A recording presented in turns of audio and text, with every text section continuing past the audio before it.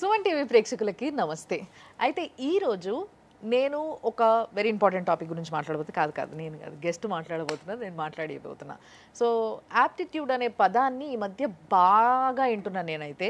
కాబట్టి దీని మీనింగ్ ఏంది, దీని ఇంపార్టెన్స్ ఏంది, ఇది ఎట్లా, ఏం సంగతి, స్టూడెంట్స్కి ఎంత ఇంపార్టెంటు అనే విషయాన్ని కూడా ఈరోజు మేము డిస్కస్ చేయబోతున్నాము. దానికోసం నా ముందున్న గెస్ట్ మీకు అందరికీ తెలుసు, అండ్ ముఖ్యంగా ఈ యాప్టిట్యూడ్లో ఈయన స్టేట్ ర్యాంకరు, చాలా వెల్ నోన్ పర్సన్ కూడా, బ్రెయినోవిజన్ డైరెక్టర్ సాయి ఈశ్వర్ గారు ఉన్నారు.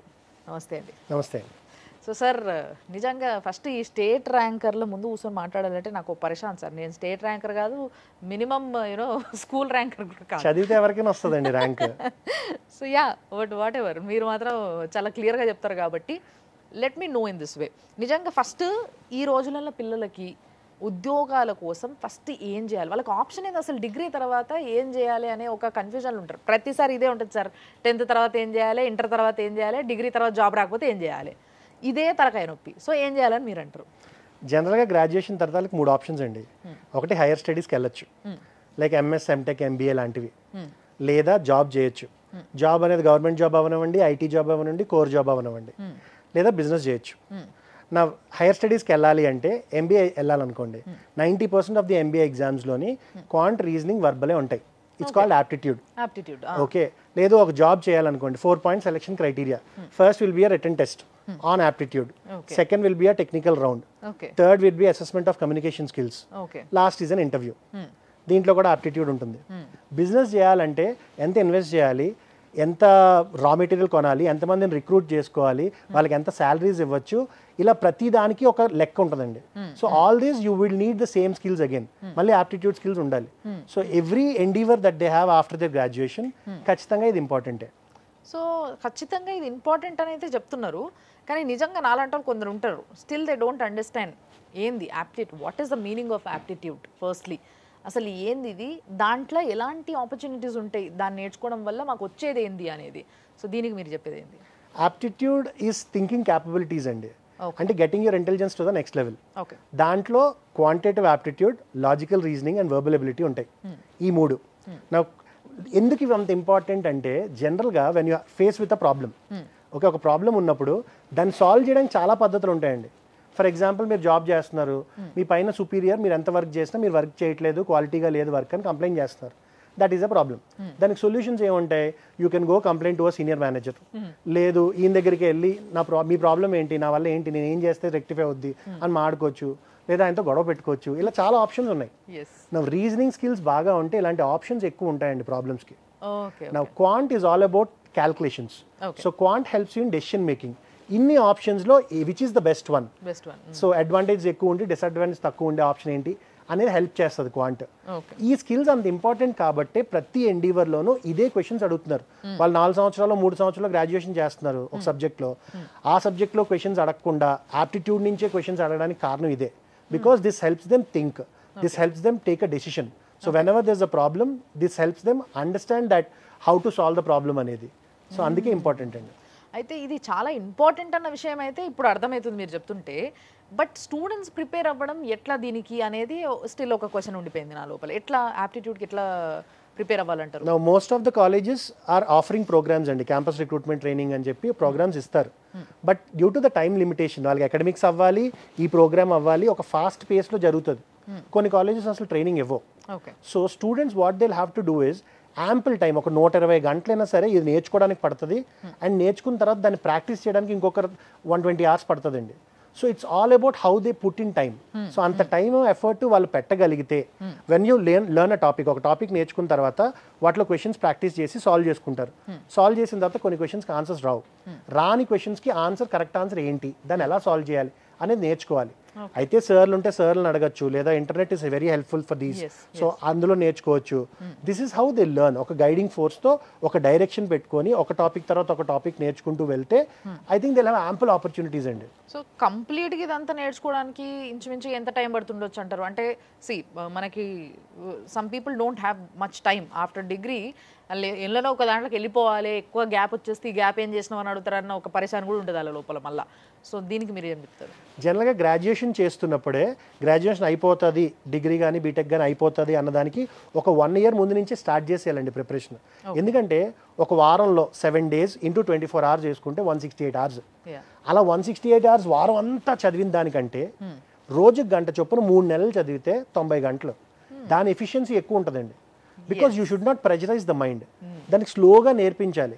సో మేము కూడా నేర్పిస్తున్నప్పుడు స్టూడెంట్స్కి ఏం చేస్తామంటే it's not the ability to get answers, it's the ability to think better.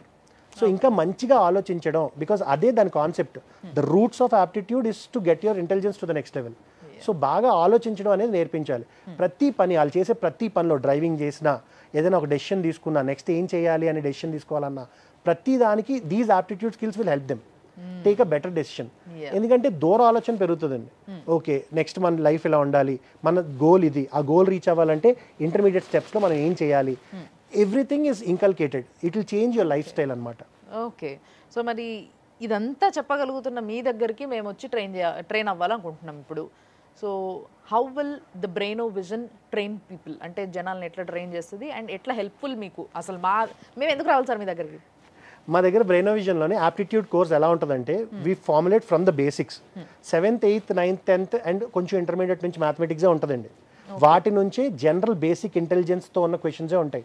So వీటిని ఫార్ములేట్ చేసి ఒక మెథడాలజీ తయారు చేసాం. ఎలా అంటే the basics are the same for any exam.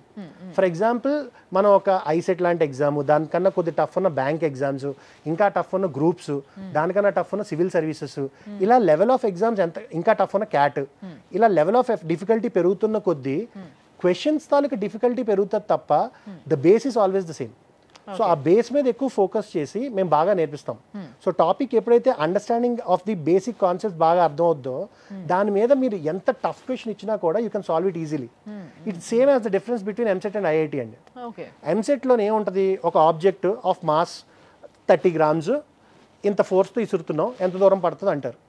ఐఐటీలో అదే క్వశ్చన్ ఎలా ఉంటుంది, ఆబ్జెక్ట్ ఆఫ్ మాస్ 30 grams ఇంత ఫోర్స్తో ఇసురుతున్నాం, అప్వర్డ్ ప్రెషర్ యూ ఉంది, టెంపరేచర్ టీ ఉంది, ఎంత దూరం పడుతుంది అంటాడు. See, the only difference is tougher question is just a amalgamation of 2 or 3 different topics. So normal question అంటే ఒక టాపిక్ నుంచే ఉంటుంది, టఫ్ క్వశ్చన్ అంటే 2-3 టాపిక్ల నాలెడ్జ్ అప్లై చేస్తేనే సాల్వ్ అవుతుంది. సో దట్ డిఫరెన్స్ అర్థం చేసుకొని దాన్ని బట్టి మేము కరికులం డిజైన్ చేసి బేసిక్స్ ఎంత బాగా నేర్పిస్తామంటే దానిపైన ఫౌండేషన్ స్ట్రాంగ్ అయితే ఎంత బిల్డింగ్ అయినా కట్టొచ్చండి. ఆ లెక్కన బేసిక్స్ స్ట్రాంగ్గా నేర్పిస్తే they can write any exam, they can attempt any exam and clear it off. Oh, అయితే నాకు ఇంత మీరు చెప్పిన తర్వాత కూడా I still have a doubt somewhere. ఏంది అని అంటే ఇప్పుడు మనము ఇందాక మాట్లాడుకున్నట్టుగా ఏపీలో మొన్న గ్రూప్స్ ఎగ్జామ్కి చాలా టఫ్గా పేపర్ వచ్చింది అని చెప్పేసి డిస్కషన్ నడుస్తుండే. సో ఇట్లా టఫ్ వచ్చినప్పుడు కూడా you people are there to help us before itself. అంటే ఇట్లా వస్తే ఇట్లా చేయాలి, ఇట్లా మీరు అన్నట్టుగా బేస్ అనేది స్ట్రాంగ్ ఉంటే ఏ విధంగా క్వశ్చన్ ఇచ్చినా ఎంత కష్టంగా ఇచ్చినా కూడా దాన్ని సాల్వ్ చేసుకోనికి వస్తుంది అని చెప్పేసి. బట్ స్టిల్ వెరీ అన్ఎక్స్పెక్టెడ్లీ ఇట్లాంటివి అవుతుంటాయి. లైక్ ఇప్పుడు గ్రూప్స్ ఎగ్జామ్ మీరు ఇందాక ఇచ్చిర్రు ఏది టఫ్ ఉంటుంది అంటే ఫైనల్గా పైన టాప్ మోస్ట్లో క్యాట్ ఇచ్చిర్రు. సో ఆ క్యాట్ లెవెల్లో గ్రూప్స్ ఎగ్జామ్స్ పేపర్ వచ్చినప్పుడు ఆగమైపోతారు. అండ్ ముఖ్యంగా ఇక్కడ కావాల్సింది టైం మేనేజ్మెంట్. సో దీన్ని ఎట్లా బ్యాలెన్స్? సరే మీరు చదివైతే నేర్పుతుర్రు, ఎట్లా సాల్వ్ చేయాలో నేర్పుతుర్రు, బట్ ఇంత టైంలో ఈ వచ్చిన టఫెస్ట్ పేపర్ని ఎట్లా సాల్వ్ చేయాలి? అన్ఎక్స్పెక్టెడ్, ఫస్ట్లీ పోయి చూసిన తర్వాత మొత్తం బ్లాంక్ అయిపోతాం మేము. సో అప్పుడు ఎట్లా? బేసిక్గా ముందు పిల్లలు అర్థం చేసుకోవాల్సింది ఏంటంటే the training that we give is like students going to a doctor. Doctor దగ్గరికి వెళ్ళాక డాక్టర్ డయాగ్నోస్ చేసి ప్రిస్క్రిప్షన్ ఇస్తాడు. ఆ మందులు కొనుక్కొని మనం టైంకి వేసుకోవాలండి. మేము చెప్పే క్లాస్ అనేది ప్రిస్క్రిప్షన్ ఇవ్వడం లాంటిది. అక్కడతో పని అయిపోలే. పిల్లలు ఎలాగైతే ప్రాబ్లం ఉన్నప్పుడు మందులు వేసుకుంటున్నారో టైంకి, అలాగే మేము చెప్పిన దాని మీద పిల్లలు ప్రాక్టీస్ చేయాలండి. ప్రాక్టీస్ చేస్తే first time you solve a question maybe 2 minutes పట్టచ్చు క్వశ్చన్ ఆన్సర్ చేయడానికి. Second time you solve a similar question 1 minute చేయొచ్చు. Third time you solve a similar question ½ minute చేయొచ్చు. ఇప్పుడున్న కాంపిటేటివ్ ఎగ్జామ్స్ అన్ని టైం బౌండ్ అండి. ఎప్పుడైనా సరే 99% ఆఫ్ మై స్టూడెంట్స్ నా దగ్గరికి వచ్చి సార్ క్వశ్చన్లు అసలు అర్థం కాలేదు, నా వల్ల కాలే ఆన్సర్ చేయడం అని ఎప్పుడు అనలా. అందరూ మాకు టైం సరిపోలేదని చెప్తారు. సో సబ్జెక్ట్ కొంచెం నేర్చుకున్న వాళ్ళు ఎవరైనా ఏ క్వశ్చన్ అయినా ఆన్సర్ చేయగలరు. ప్రాబ్లం వచ్చేదంతా టైంతోనే. సో ఆ ఇచ్చిన టైంలో ఆన్సర్ చేయాలి. For example there is an exam called SSC CGL combined graduate level exam, central government exam. Central government job వస్తుంది 50,000 శాలరీతో. కాకపోతే ఎవ్రీ క్వశ్చన్కి మనకు ఉండే 36 seconds అండి. సో 36 seconds లో you have to read the question, understand it, answer it and mark it. ఇవన్నీ 36 సెకండ్స్లో అవ్వాలి అంటే ఎంత ప్రాక్టీస్ చేయాలి? So time management important. So course నేర్చుకున్నారు, వాటిలో క్వశ్చన్స్ ప్రాక్టీస్ చేశారు, దాని తర్వాత వాళ్ళ ప్రిపరేషన్ అంతా అయిపోయిన తర్వాత రైట్ బిఫోర్ ది ఎగ్జామ్ ఓ 4 రోజుల ముందు ఒక్కొక్క ఎగ్జామ్ మాక్ ఎగ్జామ్స్ ఉంటాయి కదండి, ఒక 20 మాక్ ఎగ్జామ్స్ రాయాలి. బ్రెయినోవిజన్లో అది కూడా చేపిస్తున్నారు? వీ హ్యావ్ ఎగ్జామ్స్ అండి. Very nice. సో దానివల్ల పిల్లలకి టైం మేనేజ్మెంట్ కూడా మీరే నేర్పిస్తున్నారు. That's wonderful sir. నిజంగా టైం మేనేజ్మెంట్తో పాటు, టెక్నిక్స్తో పాటు, స్కిల్తో పాటు ఎప్పుడు ఏది అవసరమో కరెక్ట్గా పిల్లలకి తగ్గట్టుగా, అంటే వాళ్ళని గైడ్ చేసే విధానంలో మీరు వీఆర్ ఆల్వేస్ దేర్ అంటున్నారు. Offline courses and online courses ఉన్నాయండి. We have an app, mobile app ఉంది. మొబైల్ యాప్లో there will be notes, videos, exercises to practice, వాటి సొల్యూషన్స్ కూడా ఎక్స్ప్లెయిన్ చేస్తాం మేమే. అది కాక టాపిక్ వైజ్ టెస్ట్లు కాకుండా మాక్ ఎగ్జామ్స్ ఉంటాయి for different company exams, bank exams, ప్రతి దానికి. So according to the course that the student selects or వాళ్ళ అంబిషన్ ఏది అయితే దానికి తగ్గట్టుగా వాళ్ళ ఎగ్జామ్స్ అన్ని మాక్ ఎగ్జామ్స్ ప్రిపేర్ అవ్వచ్చు, ప్రాక్టీస్ చేయొచ్చు. ఇలా ఆన్లైన్ అండి. అది కాక మా ఆఫీస్లో ఆఫ్లైన్ క్లాసెస్ కూడా చెప్తున్నాం. As I told you, we have inculcated a very good curriculum where basics ప్రాపర్గా నేర్చుకుంటే any exam they can attempt. So this is what we're doing for the students. We appreciate your effort sir. నిజంగా చాలా effort పెడుతున్నారు. ఏదో just knowledge ఇచ్చినామా, educate చేసినామా, పైసలు తీసుకున్నామా, పంపించేసినామా అన్నట్టు కాకుండా, సో ఇంత డెప్త్గా ఆలోచించి ఏ విధంగా పేపర్ వచ్చినా టైం మేనేజ్మెంట్తో సహా, స్కిల్స్తో సహా రావాల్సిన ఉద్యోగాలను ఎట్లా రప్పించుకోవాలి అనేది కూడా, అంటే ఉన్న ఉద్యోగాల్ని ఎట్లా చేజిక్కించుకోవాలి అనే దాంట్లో కూడా యూఆర్ హెల్పింగ్. అంటే వీ లైక్ ఇట్ సార్. అంటే అంతా కూడా మీరు చెప్పిన దాన్ని బట్టి మీకున్న నాలెడ్జ్ ఏంది, మీరు ఏమి ఇవ్వగలుగుతారు స్టూడెంట్స్కి అనేది చాలా క్లియర్గా చెప్పిండ్రు. థ్యాంక్స్ అ లాట్ వచ్చినందుకు అండ్ చాలా క్లియర్గా మాకు చెప్పినందుకు. మళ్ళీ ఒకసారి తప్పకుండా కలుద్దాం. Thank you sir. సో చూసారు కదా, ఇది అన్నట్టు మీరు కూడా బ్రెయినోవిజన్ వాళ్ళతో మాట్లాడాలి.